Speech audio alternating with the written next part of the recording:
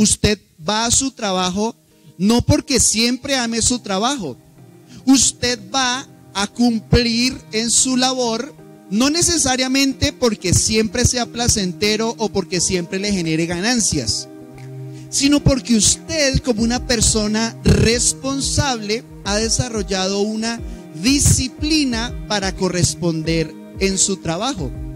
Llovió, tembló la tierra, se le enfermó un familiar, le dio una gripita, sea lo que sea, usted tiene una disciplina que le permite tener un esfuerzo adicional, así usted no quiere hacerlo.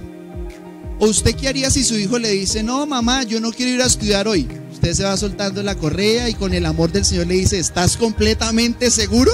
¿Sí? O usted le diría: no, papito, tranquilo, esperemos a que tengas ganas de ir a estudiar. Digamos, ¿eso es un ejemplo de disciplina?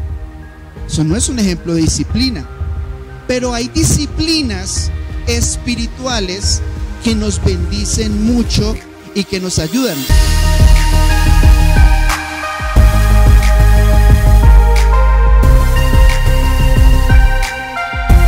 Y esas disciplinas espirituales son muy relevantes, son muy importantes, nos bendicen mucho y que nos ayudan. Vamos a ver un pasaje de la Escritura en relación a la manera que nosotros debemos vivir conforme a lo que la Escritura nos enseña. Primera de Corintios 14:40.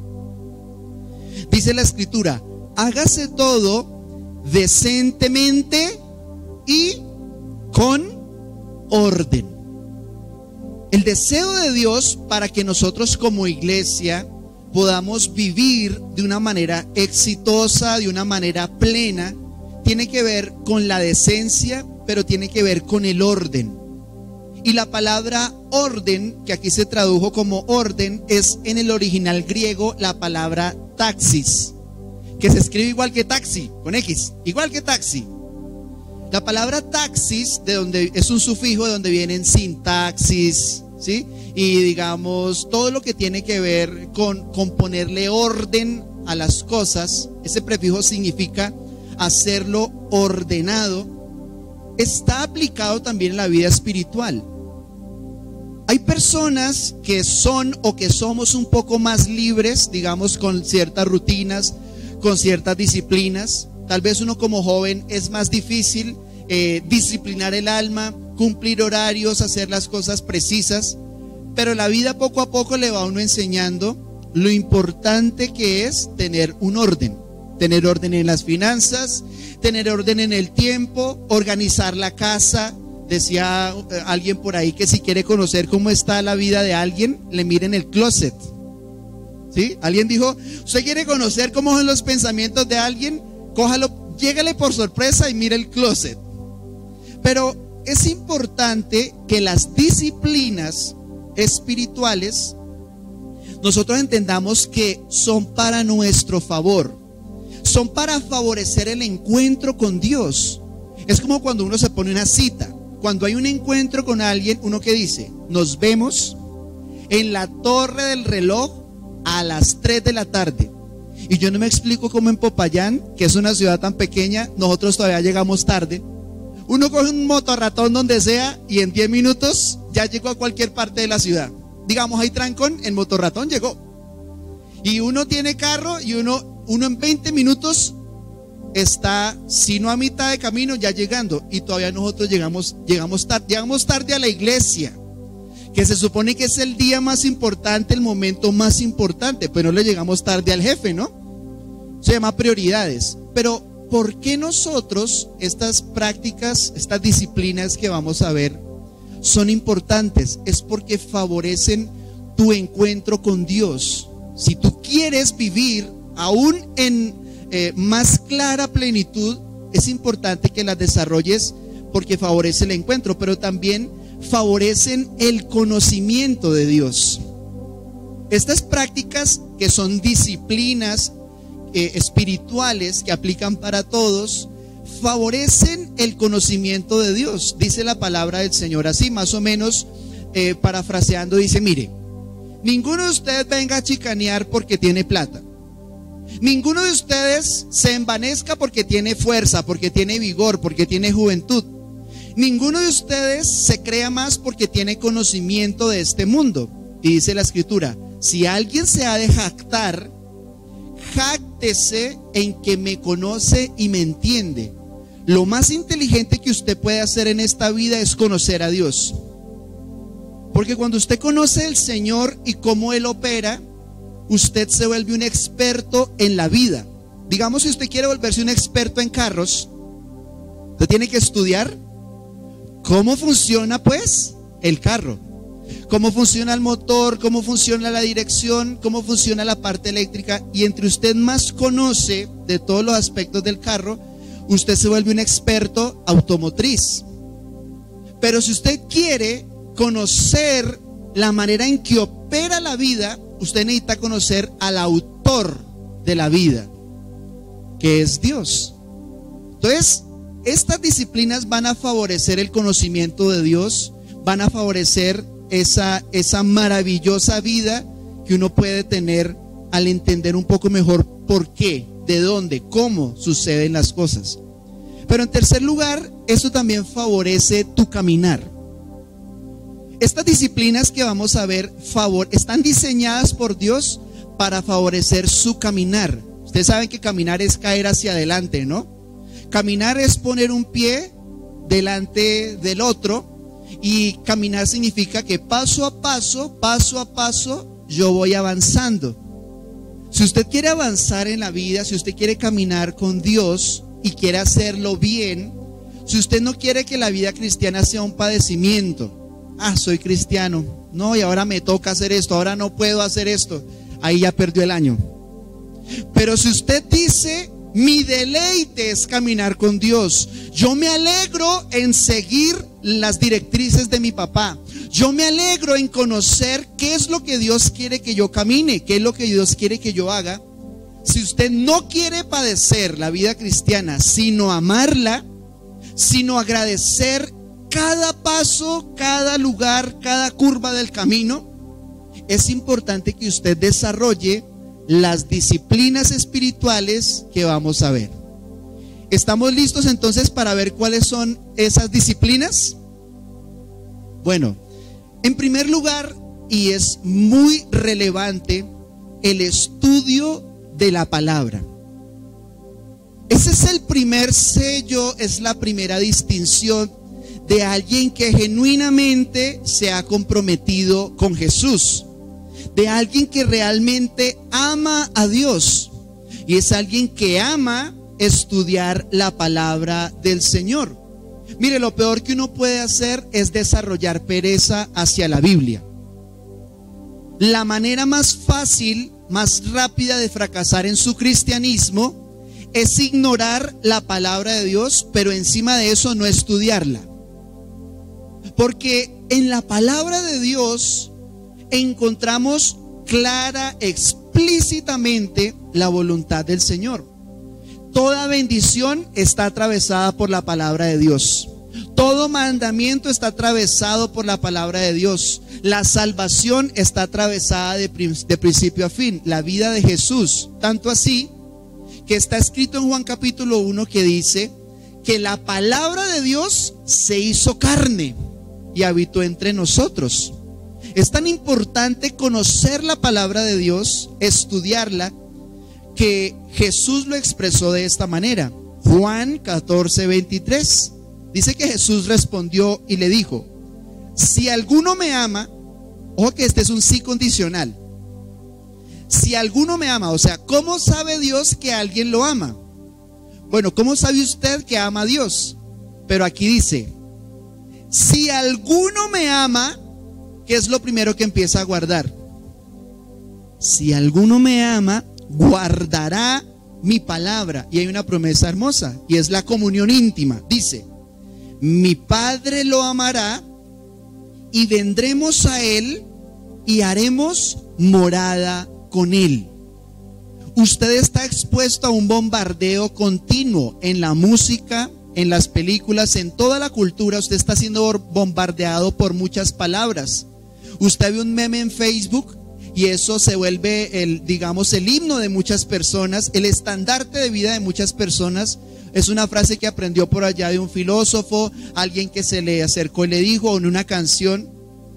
Pero si usted ama al Señor, una de las evidencias bíblicas de eso es que usted guarda las palabras de Jesús. Que usted ama al Señor y eso hace que Él empiece a obrar y a habitar en su interior. Pero dice también en Juan 6:33, el Espíritu es el que da vida. La carne para nada aprovecha. Las palabras que yo les he hablado, ¿son qué? Son espíritu y son vida. Entonces, ¿por qué estamos hablando de que son disciplinas espirituales? Porque si usted con constancia, con disciplina, todos los días de su vida está con su corazón comprometido a conocer la Biblia, acercarse a la palabra de Dios, usted va a ver que su vida espiritual es transformada. Si usted aprende de su negocio y lo hace bien, usted crece financieramente. Pero si usted aprende la palabra de Dios y usted maneja la escritura, su vida espiritual nunca estará vacía. Créame que usted nunca va a experimentar un vacío suficiente para aborrecer la vida. Pero si usted conoce a Jesús, dice el Señor, las palabras que yo les he hablado son espíritu y son vida. Dice también en el Salmo 119, verso 105, una manera muy poética, muy hermosa de ver las escrituras. Dice así: lámpara es a mis pies tu palabra y lumbrera a mi camino. Miren qué bonita esa manera de entender las escrituras. Si yo salgo de noche, necesito encender la luz o poder transitar por un lugar donde haya lámparas. Así es la palabra de Dios. Si usted lleva su relación sentimental con las luces apagadas, créame que usted se va a estrellar. Créame que usted se va a salir del camino. Créame que usted va a empezar a dar vueltas en lugares donde usted no siente que está creciendo en su relación, donde usted siente que su vida es vacía, es hueca, porque ni usted puede satisfacer a su pareja y su pareja no le puede satisfacer a alguien. Si Dios no te satisface, ¿quién te garantiza que tu pareja te va a satisfacer? Por eso, si yo veo las escrituras como lámpara a mis pies y como una lumbrera en mi camino, yo voy a la Biblia no solamente porque lo siento hacer, sino porque lo necesito. La disciplina es lo que opera cuando mi carne no quiere hacerlo. Se llama autodisciplina. Entonces, ver la palabra de Dios, ver la escritura como una necesidad, me alivia de esa falsa idea de que si hoy lo siento, la leo, y que si no lo siento, no la leo. Porque ese es el principio, insisto, del fracaso espiritual. Pero Juan, capítulo 5, verso 39, nos da una precisión que yo quiero sumar, y es: escudriñen las escrituras, porque a ustedes les parece que en ellas tienen la vida eterna, y ellas son las que dan testimonio de mí, dijo Jesús. Entonces, no es lo mismo leer la Biblia. Leer la Biblia es ver el estado de alguien con un versículo bíblico. Leer la Biblia es tomarla 2 minutos antes de acostarme a dormir.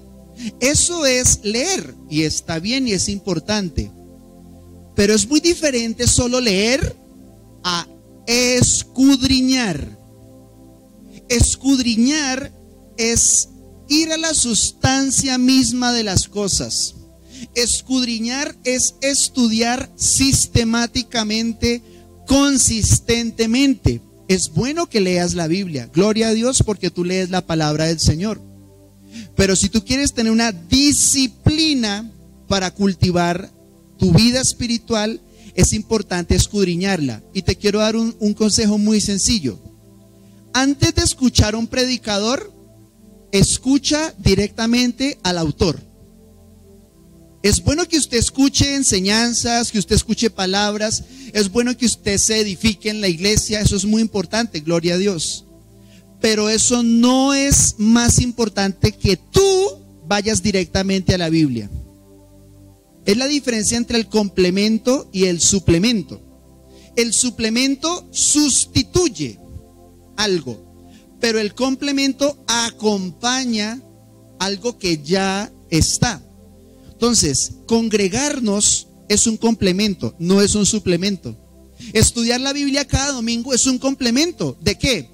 Del hecho de que tú tienes una disciplina de todos los días escudriñar, no solo leer, escudriñar la palabra de Dios. El comer juntos no reemplaza, no sustituye que tú comas en privado. Que tú vayas a la Biblia todos los días, que vayas primero a ella, eso no tiene un sustituto.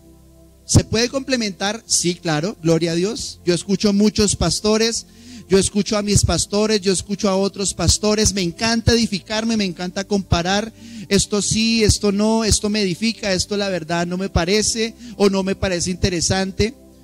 Pero más importante que la interpretación de alguien y que la edificación que yo recibo por otra persona, es la edificación que recibo directamente de Dios. Mire, sea responsable con su vida espiritual. Ame su vida espiritual y usted vaya antes a la escritura, porque eso hace parte de la disciplina. Y en último lugar, de esa primera práctica espiritual que es estudiar, que es escudriñar la Biblia, hay un consejo muy sencillo. Memorícela. Memorice algunos versículos que sean determinantes. Memorice la palabra de Dios, reténgala en su corazón, pero también en su mente. Y usted, cuando va a orar, usted lo puede hacer de una manera más bíblica, más precisa. Entonces, esa es la primera y digamos, podríamos mencionar que es la más relevante de las disciplinas espirituales. Pero en ese mismo sentido de la palabra está el discipulado. El discipulado, de hecho, la palabra discípulo y la palabra disciplina tienen evidentemente la misma raíz gramatical. ¿Por qué? Porque un discípulo es alguien que aprende de otra persona. Pero el discípulo, para aprender de otra persona, debe tener ciertas disciplinas. Y el discipulado, digamos, tiene que ver con el llamado que nosotros recibimos. Nosotros, como la Gran Comisión, lo que hacemos es escudriñar la Escritura en el discipulado. Entonces, ustedes saben que el pasaje que nos rige, que nos guía como iglesia es: vayan y hagan discípulos. Entonces, ¿cómo usted puede profundizar en la palabra de Dios? Recibiendo o dando. Ojo con esto, recibiendo primero, pero también dando el discipulado, enseñando a otras personas la palabra del Señor. Porque, digamos, la Biblia se puede estudiar por personas, la vida de José, la vida de Moisés, o se puede estudiar por libros. Vamos a estudiar el libro de Jonás, o se puede estudiar por capítulos. Estudiemos Hebreos 11, pero la manera de hacerlo con más luz, con más claridad, es estudiar la Biblia por temas. El estudio temático y sistemático da mucha luz. Por ejemplo, vamos a hablar de la oración. Entonces, la exégesis es cuando no se toman solo uno o dos versículos, sino que se estudia todo lo que la palabra de Dios enseña sobre tal o cual tema. Y eso da un aprendizaje más íntegro, más completo.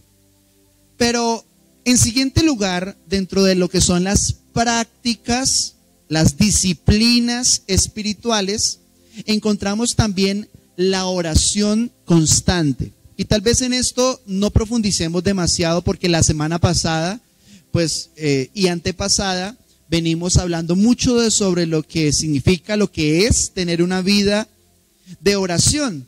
Pero es importante recordarlo porque la oración constante es el privilegio que nosotros tenemos de hablar con Dios y es nutrirnos directamente. Mire, orar es exponernos a la presencia de Dios y resulta que en Él están todas las cosas. Por eso siempre que, digamos, nosotros acompañamos a personas que han pensado en que se le acabe la familia o en quitarse la vida, siempre nosotros oramos por esas personas. Dios, dice la Escritura, que nos hizo conforme a su imagen y a su semejanza. Entonces, miren lo interesante, y es que la manera de relacionarnos con Dios se parece en su naturaleza a la manera en que nos relacionamos con otras personas. Por ejemplo, hay personas aquí que yo no conozco para nada. Hay personas aquí que yo no sé ni el nombre. Hay personas aquí que yo sé dónde viven. Hay personas aquí que yo sé incluso parte de su familia, algunos sé dónde trabajan, algunos de ustedes sé nombres y apellidos, edad, algunos de ustedes conozco incluso cosas que no se sabe nadie más. Algunos de ustedes incluso me han contado, me han abierto su corazón, a algunos de ustedes los saludo de mano, a algunos de ustedes sé que puedo abrazarles, sé que puedo estrujarles, sé que puedo sonreír y sé que podemos salir a comer. Y digamos, no está bien o está mal necesariamente porque pues ustedes saben que hay una afinidad, ¿no? Que hay una empatía con algunas personas y eso está bien. Está bien que usted tenga amigos íntimos, está bien que usted tenga familiares con apertura y está bien que usted tal vez no se lleve bien con todo el mundo. Ustedes saben que los melancólicos generalmente no se llevan tan estrecho con los coléricos, con los que son tal vez rudos para hablar. Y ustedes saben que una persona flemática, una persona que tal vez es callada, que es muy taciturna, que es muy taimada, tal vez no tiene la facilidad de fluir, digamos, con una persona sanguínea, con una persona que es alegre, que molesta. Tal vez no hay la misma empatía porque son temperamentos diferentes, intereses distintos y no está bien o no está mal, sencillamente se da. Uno no puede sencillamente relacionarse con todos, pero todos, a pesar de nuestra estructura emocional, sí podemos con libertad desarrollar una comunión íntima con Dios. El Señor nos diseñó de tal manera que sea cual sea la estructura emocional que tú tengas, haya cual sido el pasado, la familia, etcétera, uno encuentra en Jesús la libertad para acercarse, para tener comunión íntima. Y eso es muy importante que tú lo sepas, porque a veces uno genera caricaturas del Señor y uno dice, Jesús es todo alegre, pero resulta que también lloró. Hay personas que dicen, no, Jesús es una persona muy rotunda que nunca sonreía. Pero, ¿y entonces qué hacemos con el versículo donde dice que nuestro Dios es un Dios alegre? Hay personas que caricaturizan o que dibujan alguna parte del carácter del Señor. Pero Jesús habló con Pedro, que era una persona templada, pero también habló con Juan, que era medio consentido. Era medio infantil, aunque también después se le conoció como alguien muy rudo. Le decían el hijo del trueno, imagínense. A que uno le digan el hijo del trueno, debe ser, imagínense ese temperamento, ¿sí? Ahí le regaló un apodo para que se lo lleve para, ay, ya tengo para quién llevárselo. Pero siempre que tú te acercas a conocer al Señor, sin importar quién sea, tú tienes un privilegio que es exactamente igual para todos cuando hay fe. Y es la capacidad de desarrollar una comunión íntima con el Señor, cercana, próxima, de abrirme totalmente tal cual soy y en la desnudez de mi alma presentarme tal cual soy, porque tal cual soy el Señor me ama. Y me ama tanto que no me deja tal cual soy. Por eso la oración constante es una disciplina que así uno lo sienta o no lo sienta, le va a bendecir. Usted vuelva a ser una persona disciplinada para orar y va a encontrar una bendición tremenda. Efesios 6:18 dice así, el consejo de Dios. Dice, orando en todo tiempo, con toda oración y súplica en el Espíritu, y velando en ello con toda perseverancia. Entonces aquí la Escritura nos enseña, nos anima a que estemos orando. No son esos rezos interminables y repetir, sino es poder uno hablar con Dios, exponerse a la presencia del Señor. Y dice en ese mismo sentido, Primera de Tesalonicenses 5:17, en la Nueva Traducción Viviente dice, nunca dejen de orar. O sea, más claro que esto, como difícil, ¿sí?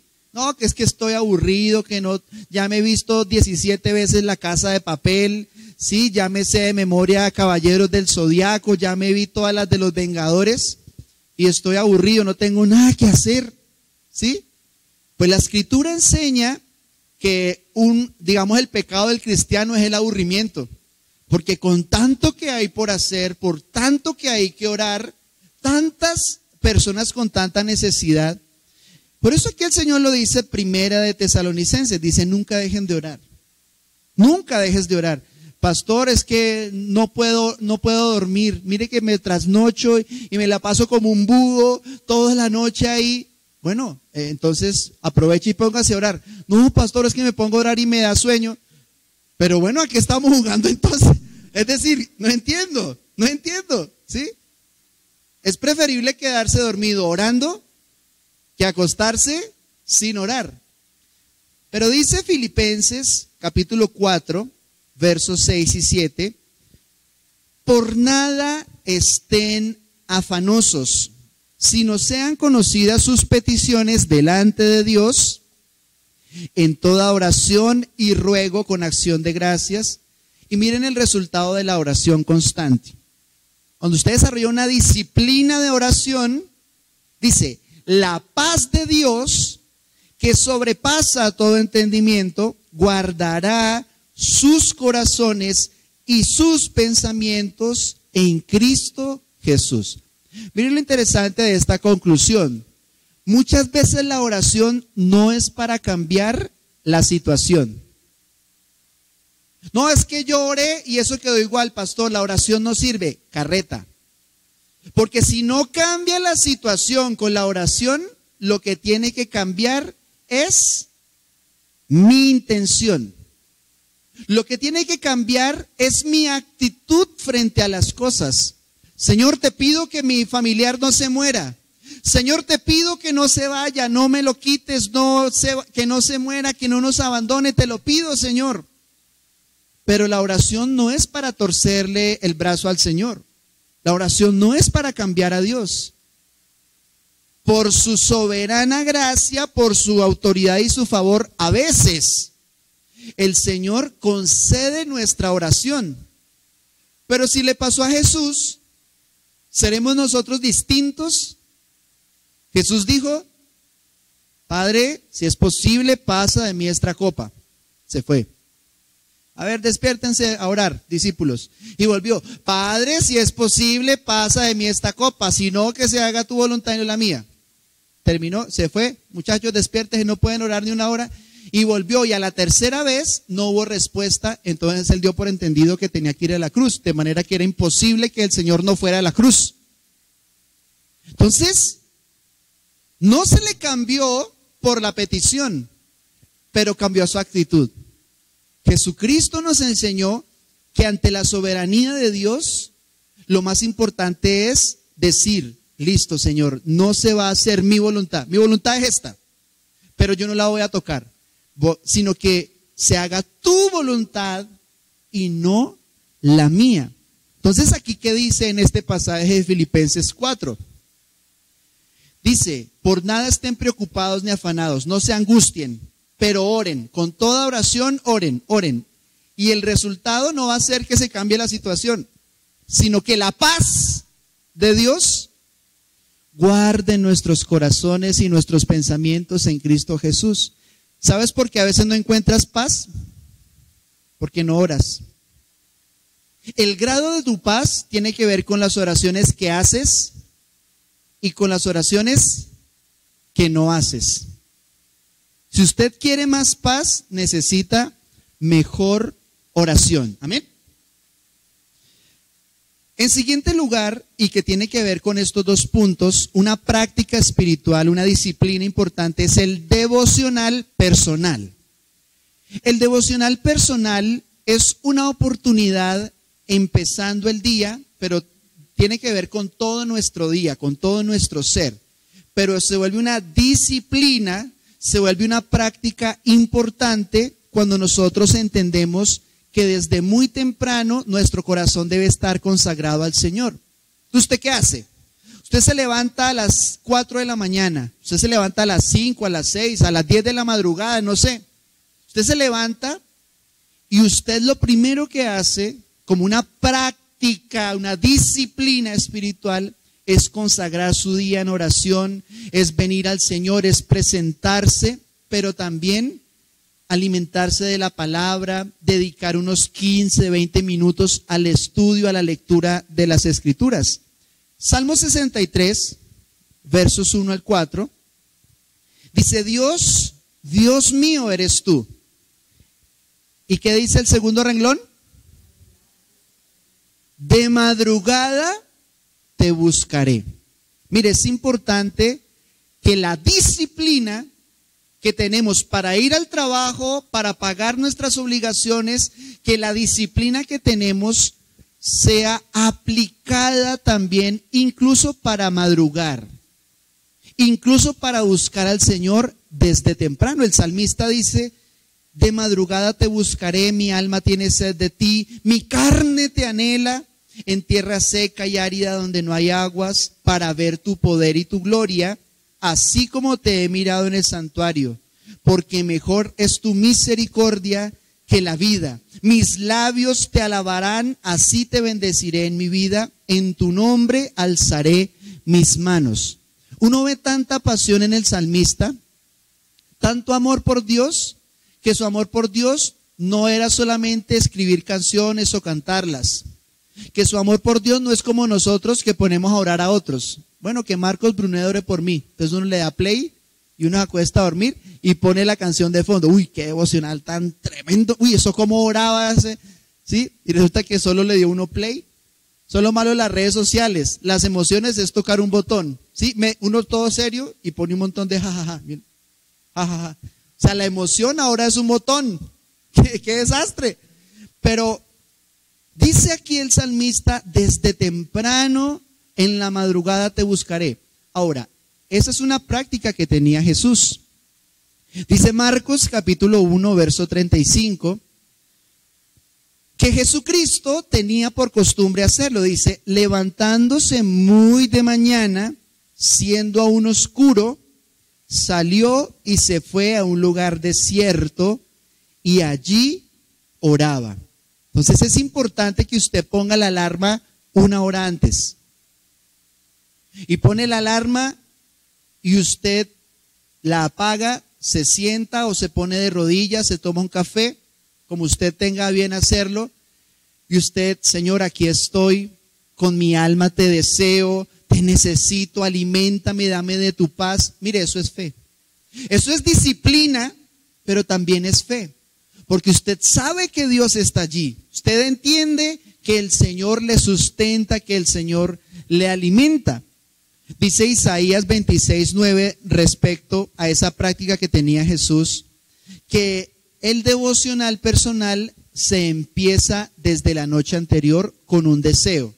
Si yo le digo a usted estas palabras y usted las menosprecia, las desecha, digamos, la pone de lado, pues digamos usted puede seguir su vida y Dios le sigue amando, la salvación está sobre usted, sobre su casa, pero tal vez el caminar no va a ser tan, digamos, exitoso para entender el propósito de Dios como si te disciplinas a hacerlo.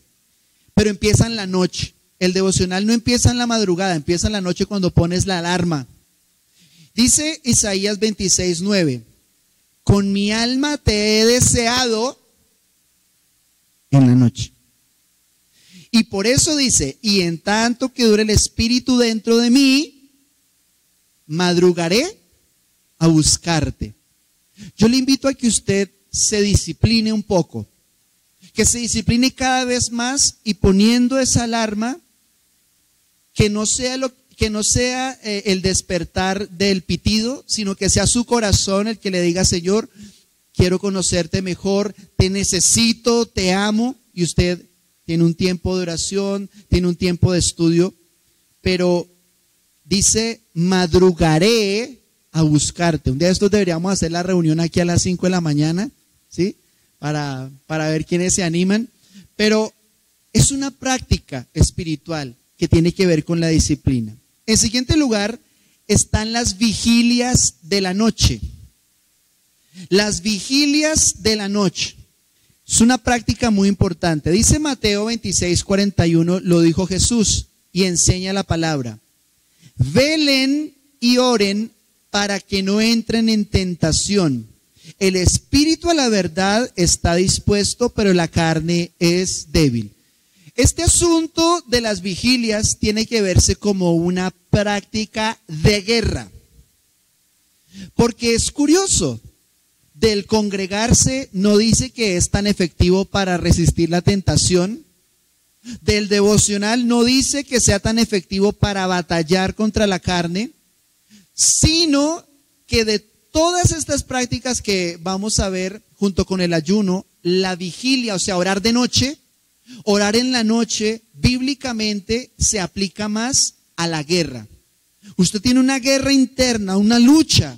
Hay una persona que le está coqueteando y usted tiene pareja, y usted tiene a su esposo, a su esposa, y hay una batalla en su alma. Este que duerme conmigo no hace sino roncar y me trata como se le da la gana, pero este parece Romeo y yo parezco Julieta al lado de él. Mire, eso es una lucha. Por eso dice aquí la escritura: velen y oren para que no entren en tentación.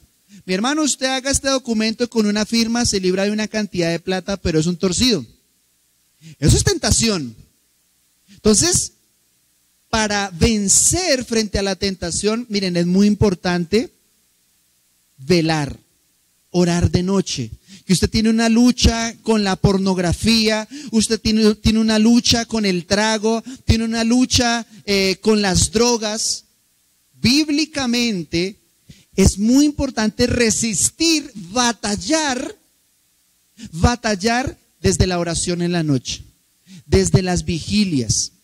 Dice Colosenses 4, versos 2 y 3, perseveren en la oración, velando en ella con acción de gracias, orando también al mismo tiempo por nosotros, para que el Señor nos abra puerta para la palabra, a fin de dar a conocer el misterio de Cristo.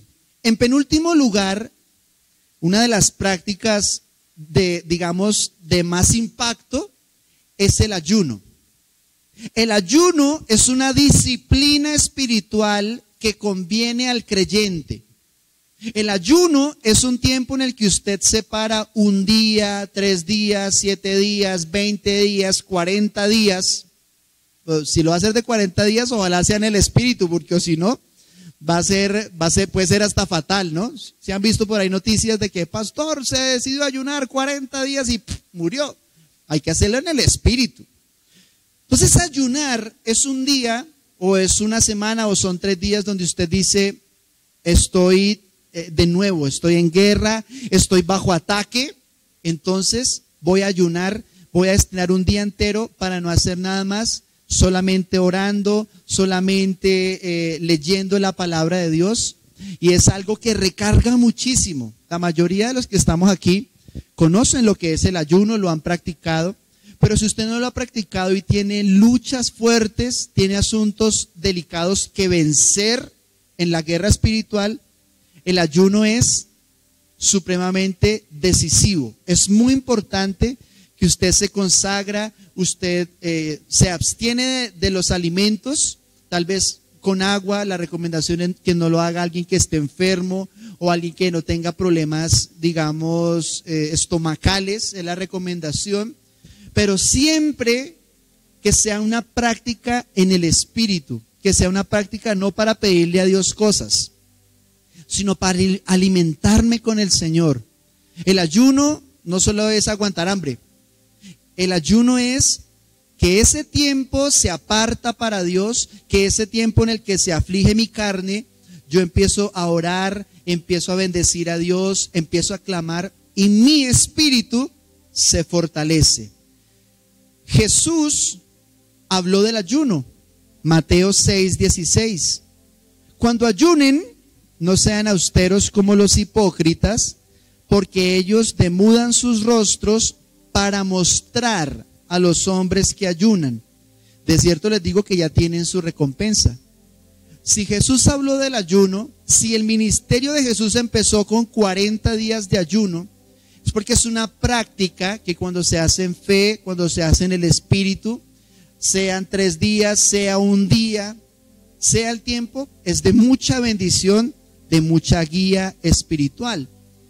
Pero los apóstoles también lo hicieron. Hechos capítulo 13, versos 1 al 3, dice así: había entonces en la iglesia que estaba en Antioquía profetas y maestros: Bernabé, Simón el que se llamaba Níger, Lucio de Cirene, Manaén el que se había criado junto con Herodes el tetrarca, y Saulo. Ministrando estos al Señor y ayunando, dijo el Espíritu Santo: apártenme a Bernabé y a Saulo para la obra a que los he llamado.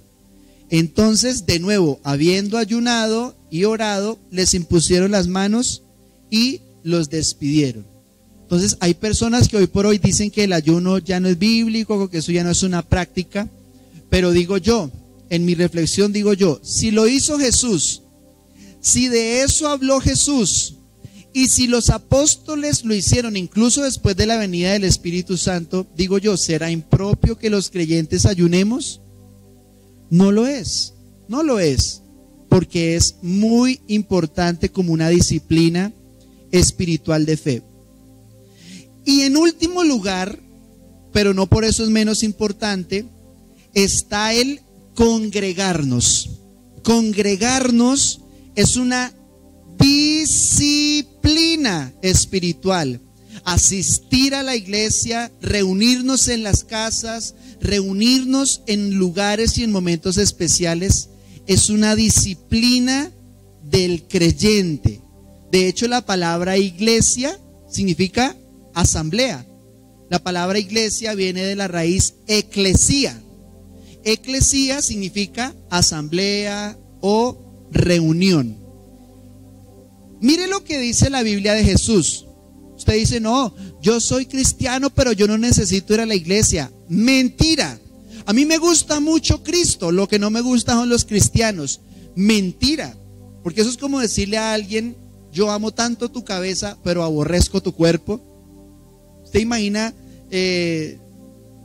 tener esa actitud? Me encanta tu cabeza, qué cabeza tan hermosa, pero ese cuerpo sí está como en recocha, pues está ahí como desordenado. Pues la Biblia dice que la iglesia es el cuerpo de Cristo. Entonces, si usted habla mal de la iglesia, está hablando mal de usted mismo, a menos que usted no sea de la iglesia. Si usted habla mal de la iglesia, usted o no le duele la iglesia, no le duelen sus hermanos, o usted no sabe que cada alma costó sangre de gente inocente. Y estoy hablando de Jesús. Por eso es importante no solo ser parte de la iglesia, sino amar incluso el congregarnos. Pero imagínese esta imagen. Mi hermano, ¿sabe qué? Usted me cae muy bien, usted es una persona muy especial, pero su mujer no la vuelva a traer por acá. Qué vieja para caerme tan mal. ¿Y usted qué le respondería? Ah, bueno, listo, dejémosla afuera y comamos aquí nosotros. ¿Sí? No vaya a decir amén. Así es, porque en la casa arreglamos. ¿Sí? Pero mire, una persona que dice, me gusta Jesús, pero no me gusta la iglesia, está en el mismo papel. Lo dijo Federico Nietzsche. Una de las frases más conocidas de él es, me gusta tu Jesús. Él lo dijo así, me gusta tu Cristo, pero no me gustan tus cristianos.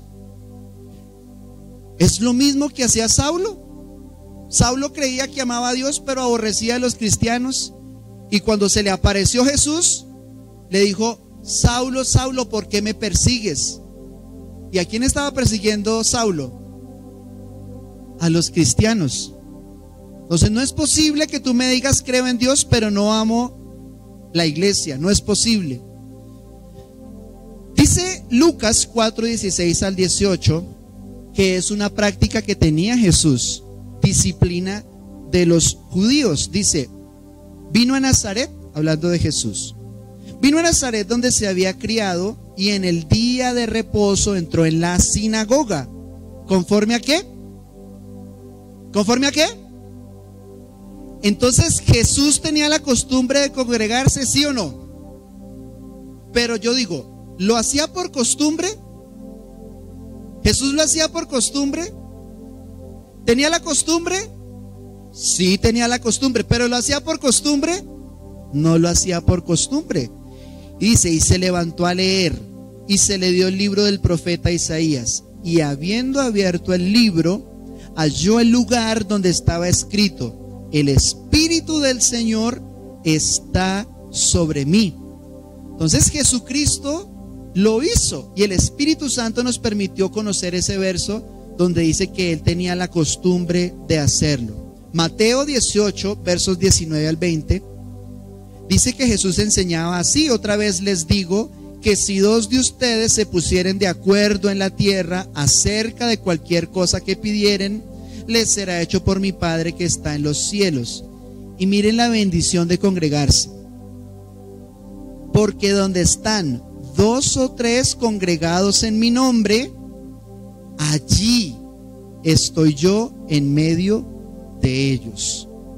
Hechos capítulo 2, verso 42. Los primeros cristianos también lo hacían, y perseveraban en la doctrina de los apóstoles, en la comunión unos con otros, no solo comunión con Dios, comunión unos con otros, en el partimiento del pan y en las oraciones.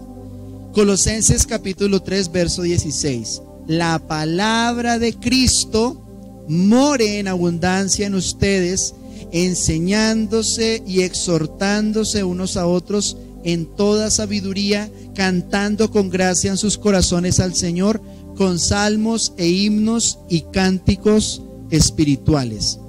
Congregarse, mis hermanos, es una práctica muy importante. Dice otro pasaje que no lo incluí, pero usted lo conoce. Dice en Hebreos, dice, no dejen de congregarse como algunos tienen por costumbre. ¿Cuál era la costumbre de Jesús? ¿Congregarse o no congregarse? Congregarse. Pero dice la Escritura, no es bueno tener la costumbre de no congregarse. Y yo creo que en el culto también se puede ser culto. Yo creo que es un acto de fe también ser puntuales. Yo creo que es un acto de fe también poner el celular apagado. Yo creo que es un acto de cultura también venir muy presentable, tener una buena actitud. Yo creo que se puede ser culto en el culto, sonriendo a las demás personas, saludando, entendiendo que todo el mundo tiene un proceso diferente, que vístase como se vista, lo que importa es el corazón, que sea cual sea su edad, vino por una razón, y es que tiene sed de Dios, que tuvo la fe para levantarse de las sábanas y venir a congregarse. Por eso, aunque alguien le diga cosas impropias, porque lo he escuchado, no, yo no volví a la iglesia desde que tal persona me dijo yo no sé qué cosa, tal persona estaba barriendo y me barrió los pies y ya no me va a casar, por eso yo no vuelvo a la iglesia, ¿sí? Yo digo, no puede ser cierto. No, que me pisaron un callo que yo tenía, me dijo 3 cosas, ¿sí? Me miró feo, me miró mal. Bueno, pero ¿no será que es más lo bueno que se oye aquí que lo malo? Entonces yo te animo a que no pierdas nunca en tu corazón la práctica, la disciplina para congregarse. ¿Qué es disciplina? La autodisciplina es que sean los principios los que me impulsen y no solo querer o no querer hacerlo. Tenga la costumbre, pero no lo haga por costumbre. Y nuestro mayor ejemplo de disciplina es Jesús. Él es nuestro mejor ejemplo. Es tan perfecto el ejemplo de Jesús que cuando resucitó, lo primero que hizo fue doblar la mortaja que le habían puesto, la dobló y la puso en la cabecera. A mí esos detalles me parecen tan hermosos. Entonces, mis hermanos, aprendamos de Jesús. Yo no sé si usted es una persona disciplinada o indisciplinada, pero una cosa sí le digo: si usted quiere tener un mejor caminar, una vida de más luz, sea disciplinado, no solo por emociones, no solo por, yo voy a la iglesia porque tengo un testimonio para dar, porque Dios me abrió una puerta tremenda y tengo una bendición financiera. Voy a ir a la iglesia porque tengo tal testimonio de sanidad. No, estar vivos es una oportunidad de buscar al Señor, y en todo tiempo una persona disciplinada puede crecer en su vida espiritual. Amén.